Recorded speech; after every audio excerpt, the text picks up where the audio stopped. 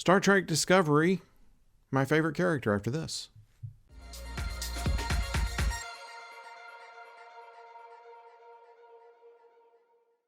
Hello out there, I'm the oldest nerd, and if the batteries hold up, we're going to talk about my favorite character. And the reason that I'm saying the batteries hold up is because there are a lot of characters on this show. I count 1, 2, 3, 4, 5, 6, 7, 8, 9, 10, 11, 12, 13, 14, 15, 16, 17, 18, 19, 20, 21. And that is, of course, over 2 seasons. There were a couple that did not show up in the second season that were in the first, and a couple that I think I didn't even add in the second season that were there. So, I mean, we're talking a huge cast. It's no wonder that a lot of the characters weren't really all that well developed. I think, though, that what we have is a situation to where there's going to be a character in the show that's going to identify with anyone, and that was probably their original intent, was to find something that would be appealing to everybody. Georgiou, originally as the captain of the Shenzhou, who was the mentor to Burnham, and now from the Mirror Universe, she is kind of an antagonist, but at the same time also still somewhat of an ally, because she sees a little bit of her Burnham in our universe's Burnham, as Burnham sees a little bit of our universe's Georgiou in her. Interesting character there. Tilly, who is meant to be the character that is one of us.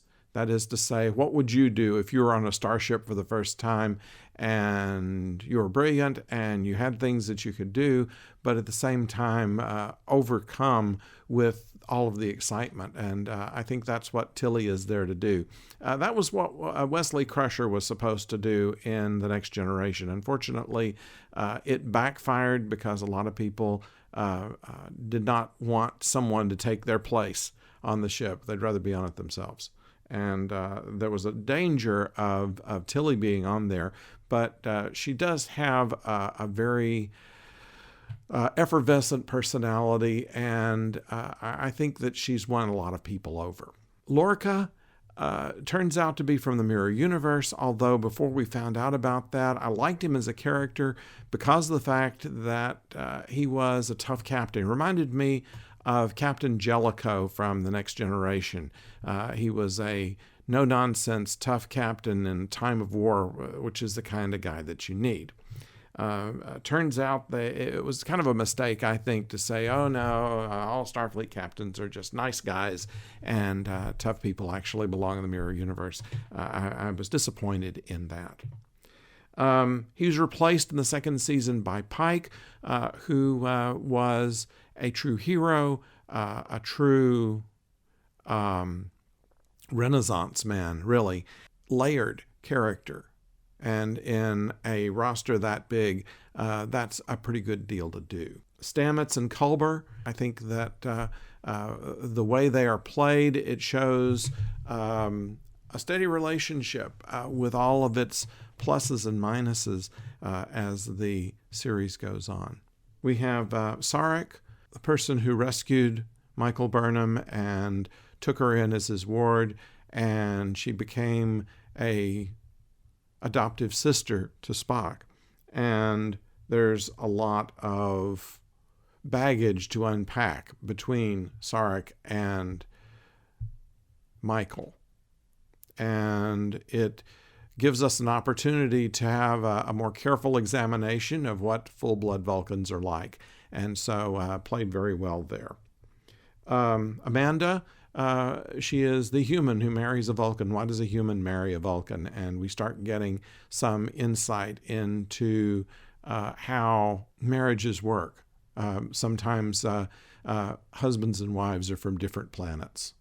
Saru, he is our resident alien. He is someone who has come from a relatively primitive society, but being a brilliant individual, he is able to work his way up in just a few years to science officer on the Shenzhou and executive officer on Discovery.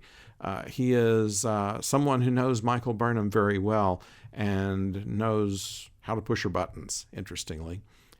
They are competitors, but underneath it all, they're also friends. Ash, romantic interest for Michael Burnham, and also a double agent with the Klingons, formerly the Klingon Voq, whose memories were placed into this human character who is supposed to be kind of a sleeper agent.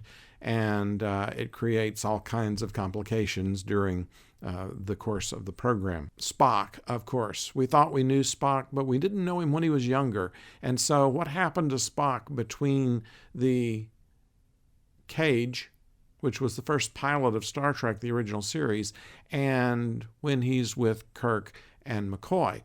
And we see the genesis of the character and the transition from a person who is struggling with his humanity alongside his Vulcan nature and the person that he becomes. Number one, we see only for a couple of episodes, but already is played by Rebecca Romijn. You just want to see more of her. Bryce Detmer, Owasakan, we know very little about them. Arium, we get a little bit in one episode. Nan as well, the security officer that came from Enterprise, who has decided to stay with Discovery.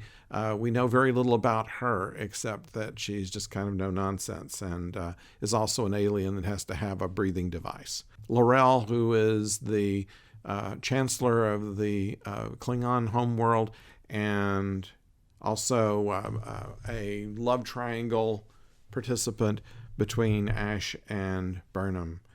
And Dr. Pollard, who we see just in a couple of scenes.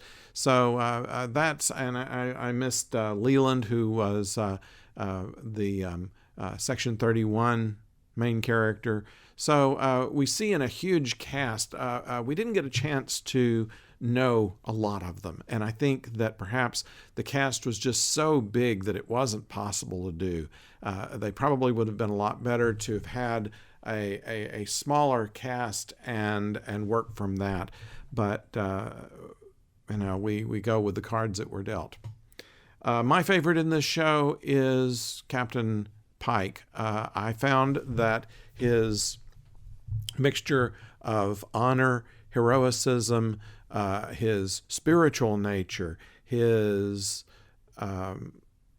self-deprecating sense of humor, his understanding that he was dealing with a crew that had already dealt with Gabriel Lorca of the Mirror Universe. These are things that I would like to see in a captain. I would like to travel with him and Number One and Spock. So he's my favorite. So who is yours? Let me know in the comments who your favorite character is of all of these 25 or so main characters on the show. And also let me know that you have subscribed. I'd like for you to subscribe. Doesn't cost you anything, doesn't obligate you to anything, but it does help out the channel. So just by clicking the subscribe button, you'll know when new episodes come your way. And I plan to be doing a number of them on science fiction movies. We're going to look at some science fiction TV shows, maybe just at one time, in order to see just what's to watch right now in between the big shows like Discovery and The Expanse and Lost in Space, which will be coming later in the year. So we're going to talk about some movies. We're going to be talking about some other TV shows, and we might take some little pieces out of episodes that we've seen of this season and come up with some different things to talk about. So we hope that you'll stay with us and keep a watch on this channel. I would certainly appreciate it, and I thank all of you who have subscribed and who continue to follow along. Until the next one, though, don't go far.